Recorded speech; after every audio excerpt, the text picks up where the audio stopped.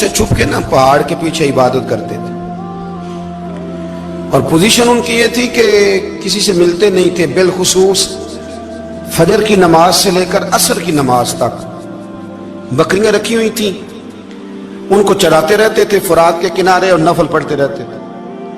उस वक्त को मिलने भी नहीं आता था। एक शख्स बड़ी दूर से उनकी शोहरत सुन के आया, मैंने तो मिलना है। लोगों ने कहा वो इस वक्त नहीं मिलते, नाराज होते हैं। उसने कहा अल्लाह का बंदा है ना, नाराज हो भी जाएगा तो लंबा नाराज रहेगा नहीं, अल्लाह वाले जल्दी राजी हो जाते हैं। पहुंच गए। अब वो बाबा जी नमाज पढ़ रहे थे तो कहते मैंने अजीब मंजर देखा कि बाबा जी फुरात के किनारे नमाज पढ़ रहे हैं और एक भेड़िया उनकी बकरियों की हिफाजत कर रहा है। कहते मैं हैरान रह गया कि भेड़िया तो बकरियां खाया करता है और यहाँ चरा रहा है। कहते मैं जब गया तो बाबा जी नवाफिल में मशगूल थे, मुझे देख के कहने लगे इस वक्त क्यों आए? मैंने कहा हुजूर अगर आ ही गया हूं तो फिर मेहरबानी करे कबूल फरमा लें। मैं बैठ गया तो मैंने कहा हुजूर ये भेड़िया बकरियां चरा रहा है, भेड़िया और बकरिया की सुलह कब से हो गई? तो फरमाते हैं लंबी तकरीर नहीं, हल्का सा जुमला। फरमाने लगे जब से बकरियों के मालिक ने रब से सुलह कर ली है ना, तब से भेड़ियों ने भी बकरियों से सुलह कर ली है। बकरियों के मालिक ने रब से सुलह कर ली, गुनाह छोड़ दिए, उसकी फर्माबरदारी में आ गए। अब फिर उसे बकरियां चलाने की जरूरत नहीं रही, बकरियां ना अब भेड़िया चराता है। कहते हैं मेरे ऊपर कपकपी तारी हो गई बुजुर्गों की बात सुन के, और मुझे प्यास लगी और ख्वाहिश आई कि पता नहीं अब बाबा जी कुछ खिलाएं पिलाएंगे भी कि नहीं, बाबा जी कुछ खिलाएंगे भी कि नहीं। कहते मेरे दिल में ख्याल था तो बुजुर्गों ने ना एक लकड़ी का प्याला, उनके पास वो गाड़ में बैठे थे तो एक छोटा सा पत्थर था, उसकी ढलान बनी हुई, बाबा जी ने उसके नीचे लकड़ी का प्याला रखा, वो रखा ही था तो वो दूध से भर गया। कहते उन्होंने मुझे दिया तो ठंडा और मीठा दूध, मेरी तबीयत खुश हो गई। बाबा जी ने ना दोबारा वही प्याला उसी जगह रखा तो शहद से भर गया। 1000 साल पहले दाता साहब लिख रहे हैं। कहते मुझे दिया, मैंने फौरन कहा, मैंने कहा हुजूर ये दूध तो गाय भैंस देती है, पहाड़ों से तो नहीं निकला करता, और शहद तो शहद की मक्खियां देती हैं, पत्थरों से तो नहीं निकलता, ये आप कहां से निकाल रहे हैं? तो कहते हैं वो कुरान मजीद पढ़ने लगे। वज़िस्तस्क़ा मूसा लिक़ौमिही, जब मूसा की कौम ने उनसे पानी मांगा, फरमाने लगे मूसा की नाफरमान कौम पानी मांगे, हजरत मूसा पत्थर पे डंडा मारे तो अल्लाह वहां से 12 चश्मे जारी कर दे। जो रब हजरत मूसा की नाफरमान कौम के लिए पत्थर और पहाड़ों से चश्मे निकाल देता है ना, वो मोहम्मद अरबी के गुलामों के लिए पत्थर और पहाड़ों से दूध और शहद भी निकाल दिया करता है। वो बुजुर्ग कहने लगे बस बात यह है कि आज भी हो अगर इब्राहिम का ईमान पैदा तो आग कर सकती है अंदाजे गुलिस्तां पैदा। कहने लगा हुजूर फिर मेरे लिए भी दुआ करें। आप फरमाने लगे फिर दुआ ना करा तो मदीने वाले की गुलामी शुरू कर, तो नबी करीम की गुलामी शुरू कर, तो रसूल पाक की गुलामी शुरू कर।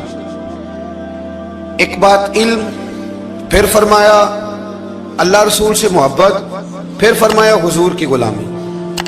इससे सारे मुकाशिफात खुलेंगे, इससे सारे मुशाहदात खुलेंगे, इसी से करामतें मिलेंगी, इसी से मकबूलियत होगी, इसी से अल्लाह नबी की बारगाह में दर्जा मिलेगा। फिर दाता साहब आगे बढ़ते और दाता साहब फरमाते सूफिया की एक जमात है जो कहती है हमने तो कभी अपनी जुबान पर दुख बयान ही नहीं किए, हर शय अपने रब रसूल के हवाले कर दी, हर शय अल्लाह रसूल के। और दाता साहब कहते हैं कुछ ऐसे भी हैं जो दुआ भी नहीं मांगते, लोगों के लिए मांगते हैं, अपने लिए नहीं मांगते। आप दुआ क्यों नहीं मांगते? तो कहते हैं अल्लाह को तो पता ही है हमें क्या चाहिए, उसे तो पता ही है। एक बुजुर्ग की बात लिखी है दाता साहब ने, मेरी जमात में ना मिजाज है करामतों का, मुझे वो सारी बातें भी आती हैं कि एक बंदा कराची से आया, दाता साहब हाजिरी दी तो उसकी लॉटरी निकल आई, ये भी मुझे आती है, लिखी पढ़ी है मैंने, किताबों में है ये भी। एक बंदा, ये सारी बातें ना आती हैं करामतों में, बड़ी सारी चीजें लोग बयान करते हैं कि मैं वहां आया और मैंने हाजिरी दी तो मौज लग गई, ये सारी बातें आती हैं। हमारे पुराने बुजुर्ग और भी किस्से सुनाया करते थे, सारी हमें चीजों का पता, पर जो उन्वान है ना वो हजरत शेख अबू नूर कहते हैं कि एक बंदा दाता साहब के मजार पे घूम रहा था, दाता 10 रुपए दे, 10 रुपए दे, 10 रुपए दे। तो एक बंदा बड़ी देर से उसे देख रहा था, वो कहने लगा दाता ने तुझे क्या देना है, इधर आ मैं दूं। उसने 10 दिए। बंदा बड़ा हसीन था, हंस पड़ा, कहने लगा दाता तेरे भी सदके जाऊं। दिन आने लगा तो मुनकर से ही दिलवा दिए, جو نہیں مانتا اسی سے دلوا دیے. وہ بڑا پریشان ہوا, میں اور چکر میں تھا, اس نے میرے اوپر ہی جڑ دی ہے بات. کہنے لگا داتا تیرے صدقے جاؤں. تو یہ ساری باتیں کتابوں میں موجود ہیں, لوگوں نے اپنے اپنے مشاہدات جو جس کے ساتھ پیش آیا اس نے بیان کیے ہیں. بہت ساری باتیں قابل بیان ہیں, پر جو عنوان ہے میں اس پہ رہنا چاہتا ہوں. داتا صاحب رحمت اللہ علیہ فرماتے ہیں ہماری تعلیمات ہیں کہ اپنے دکھ درد دنیا داروں سے بیان نہیں کرنے, سوال کا دروازہ لوگوں کے سامنے کھولنا اللہ والوں سے کہیں گے کبھی کہنا ہوگا تو دنیا داروں سے کہنا. کہتے ہیں کہ شیخ احمد نام کے بزرگ تھے, ساری زندگی کسی کو کام نہیں بتایا, ساری زندگی بڑی مشکلات آئیں پر کبھی اپنی ذات پر سوال کا دروازہ نہیں کھولا. ایک ایسی مشکل آئی کہ جو حل ہی نہیں ہوتی تھی, کسی نے ان پر کوئی الزام لگا دیا. ابو مسلم نام کا ایک بادشاہ تھا, اس کی حکومت تھی, اس نے پکڑ کے قید میں ڈال دیا. اب قید میں ہیں, جرم لگ گیا ہے, فرد جرم عائد ہو گئی ہے, جیل میں ہیں.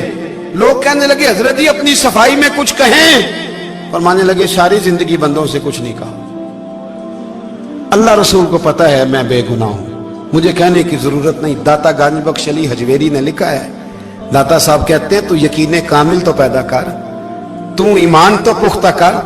داتا صاحب کہتے ہیں وہ ابو مسلم جو بادشاہ تھا وہ نیک آدمی تھا, اسے رات کو خواب میں نبی کریم کی زیارت نصیب ہوئی اور حضور سید عالم صلی اللہ علیہ وسلم فرمانے لگے تو نے اللہ کا ایک نیک بندہ جیل میں ڈال دیا, ڈر نہیں آتا, وہ تو بے گناہ ہے. بادشاہ آدھی رات کو خود اٹھا. دادا صاحب فرماتے ہیں کسی گارڈ کو نہیں بھیجا, پولیس والے کو نہیں بھیجا, جیلر سے نہیں کہا, خود گیا, جا کے جیل کا دروازہ کھولا, دروازہ کھول کے اس درویش کو آزاد کیا. کہنے لگا بابا جاؤ, مجھے پتا چل گیا آپ بے گناہ ہیں. بابا جی سلام کر کے جانے لگے تو بادشاہ پھر آگے آیا, ہاتھ باندھے, ہاتھ چومے, کہنے لگا حضور آپ بڑے نیک ہیں, میرے لیے کوئی حکم ہو تو بتائیے گا, میرے لائق کو خدمت ہو تو بتائیے گا.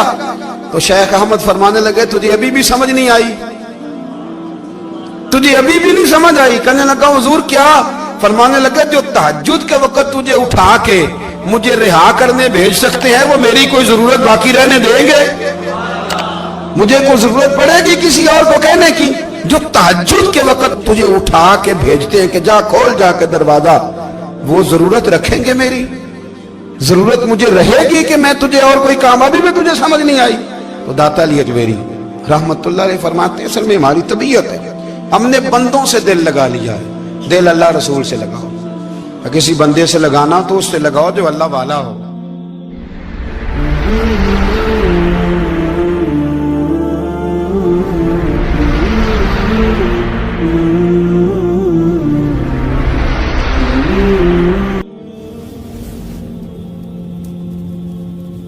یہ والا رنگ تیرے اندر کوئی نہیں. ابو سفیان آئے ان دنوں جن دنوں حالات بڑے کٹھن تھے, اختلاف شدت کا تھا. ابو سفیان آئے حضور کی بارگاہ میں. آئے کس لیے؟ مکے میں قحط پڑ گیا ہے, بارش نہیں ہوتی. ادھر اس سمامہ بن اسال یمامہ قبیلے کے سربراہ کلمہ پڑھ کے مسلمان ہو گئے.